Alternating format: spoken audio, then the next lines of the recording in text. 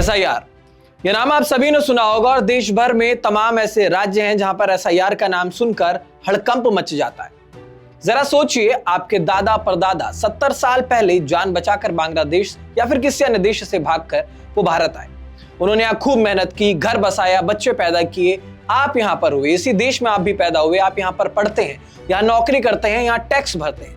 आपके भाई बेटे भारतीय सेना में हैं, अपनी पूरी जिम्मेदारी इस देश के प्रति निभा रहे हैं। फिर भी एक सुबह कोई आपके दरवाजा पर आकर कहे, साबित करो कि तुम भारतीय हो, वरना नाम काट दिया जाएगा और शायद देश भी छोड़ना पड़े। ये किसी फिल्म की कहानी नहीं बता रहा हूं मैं आज आपको, ये आज पश्चिम बंगाल के 3 से 4 करोड़ मतुआ परिवारों का दर्द है।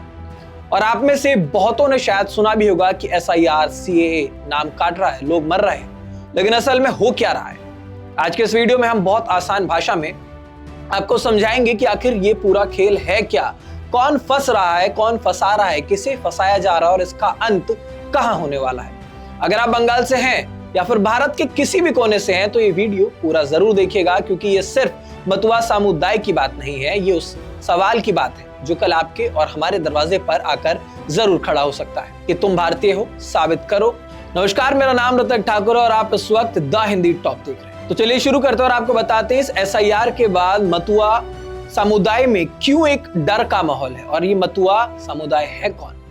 मतुआ नाम शूद्र और बंगाली दलित हिंदू के नाम से भी जाने जाते हैं। ये वो लोग हैं जो 1947 के बंटवारे और 1971 के बांग्लादेश युद्ध के दौरान हिंदू होने की वजह से वहां मार दिए जाने के डर से भागकर भारत आए। उस समय कोई भी वीजा, पासपोर्ट नहीं था, बस जान बची तो बहुत है। और आज ये ठाकुर नगर, बनगांव, गाईघाटा, हिंगलगंज, रानाघाट, इन सारे इलाकों में बसे हुए हैं। इनकी संख्या लगभग 3 से 5 करोड़ की है, यानी कि बंगाल के कुल वोटर्स का ये आंकड़ा 20 से 25% है। 40 से 50 विधानसभा सीटें और 5 से 7 लोकसभा सीटें इन्हीं के वोट से तय की जाती है, यानी कि निर्णायक वोट है इनका। मतलब कि जो पार्टी मतुआ को अपने साथ कर ले, बंगाल की सत्ता उसके हाथ में आ जाती है। अब इनका सबसे बड़ा दर्द हमेशा से एक ही रहा है, वो है नागरिकता, सिटीजनशिप। इनके पास 70 साल पुराने कागज नहीं है।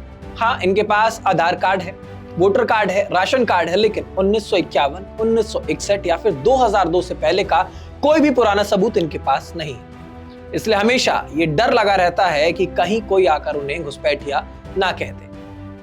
2019 में बीजेपी ने इस डर को एक वोट बैंक में तब्दील कर दिया। भारतीय जनता पार्टी कहती है कि हम सीएए लाएंगे। 31 दिसंबर 2014 से पहले आए हर हिंदू शरणार्थी को एक क्लिक में नागरिकता मिल जाएगी। शांतनु ठाकुर को इसके लिए आगे किया गया। 700 से ज्यादा कैंप्स लगे, 100 रुपए से लेकर 250 रुपए लेकर हिंदू शरणार्थी सर्टिफिकेट्स बांटे गए। लोग लाइन लगाकर पैसे देकर ले तो आए, लेकिन अब टेंशन खत्म हो गई, उनको ये लगा। इसका परिणाम क्या निकलता है? परिणाम ये निकलता है कि 2019 और 2021 में बीजेपी को मतुआ बेल्ट में भारी जीत मिली। 2024 में जब सीएए आया तो ट्विस्ट ये आता है कि सीए का जो फॉर्म खुला उसमें लिखना पड़ा इन्हें कि मैं बांग्लादेश का नागरिक था, अब शरण मांगता हूं। यानी कि नागरिकता लेने के लिए पहले खुद को विदेशी घोषित करना पड़ा। लाखों लोगों ने फिर भी इसे भर दिया, सोचा कि चलो कम से कम कागज तो मिल जाएगा, सिटीजनशिप। अब नवंबर 2025 आती है और असली बम गिरता है, जिसका नाम है एसआईआर। चुनाव आयोग ने 4 नवंबर से स्पेशल इंटेंसिव रिवीजन शुरू किया, मतलब कि वोटर लिस्ट की सफाई। अब इसके नियम क्या है? आपके या फिर आपके माता पिता का नाम 2002 से लेकर 2006 की पुरानी वोटर लिस्ट में होना चाहिए। अगर नहीं है तो 8 से 10 पुराने दस्तावेज देने होंगे, और अगर नहीं दे पाए तो ये मुमकिन है कि आपका नाम कट सकता है। मतुआ लोगों के साथ आखिर दिक्कत क्या है? उनके माता पिता 1971 के बाद आए, 2002 की लिस्ट में नाम नहीं है। इन्होंने सीए का फॉर्म भरा, उनके पास लिखित में है कि वो बांग्लादेशी थे। यही कागज अब उनके खिलाफ काम कर रहा है। सीए की रसीद को चुनाव आयोग मान्यता नहीं दे रहा। बिहार में इसी साल एसआईआर चला था, वहां लाखों नाम कटे। अब बंगाल में भी वही डर है। 14 लाख घरों में फॉर्म नहीं मिला, अनकलेक्टेबल घोषित कर दिया गया। 10 लाख से लेकर 28 लाख नाम कटने का अनुमान लगाया जा रहा है। एसआईआर के डर से अब तक 35 से 36 मौतें यहां पर हो चुकी है, आत्महत्या हो चुकी है, दिल का दौरा लोगों को आ चुका है। अब इस पूरे मामले को देखते हुए भारतीय जनता पार्टी और टीएमसी दोनों पार्टियां क्या कहती हैं, आपको ये बताते हैं। 25 नवंबर को ठाकुर नगर पहुंचती हैं ममता बनर्जी। 3 किलोमीटर पैदल चली। उन्होंने कहा कि कोई असली भारतीय का नाम मैं नहीं कटने दूंगी। CAA मत भरना ये जाल है, SIR को NRC का पहला कदम ममता बनर्जी बताती है। अब बात करेंगे बीजेपी की।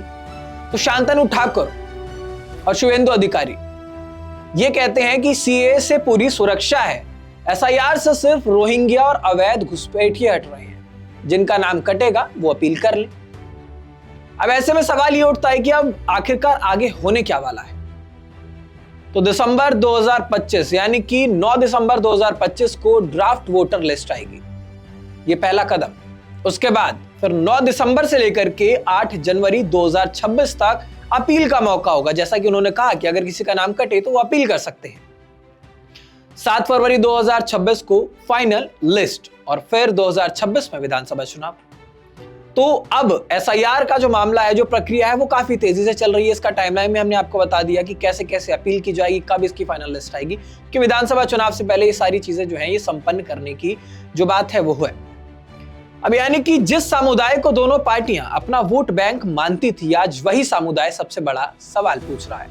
70 साल से हम इस मिट्टी के हैं, फिर भी आज हमें साबित करना पड़ रहा है कि हम इसी देश के नागरिक हैं। दोस्तों, ये सिर्फ मतुआ की लड़ाई नहीं, ये उस सवाल की लड़ाई है जो कल किसी भी भारतीय से पूछा जा सकता है कि तुम भारतीय हो तो साबित तो करो।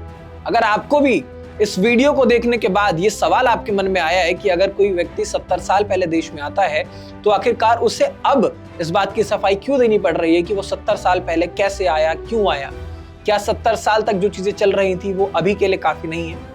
तो ये वीडियो अगर आपको पसंद आया तो इस वीडियो को लाइक जरूर कीजिए, शेयर कीजिए, और अगर कुछ आपकी राय है तो वो कमेंट बॉक्स में हमें जरूर बताएं।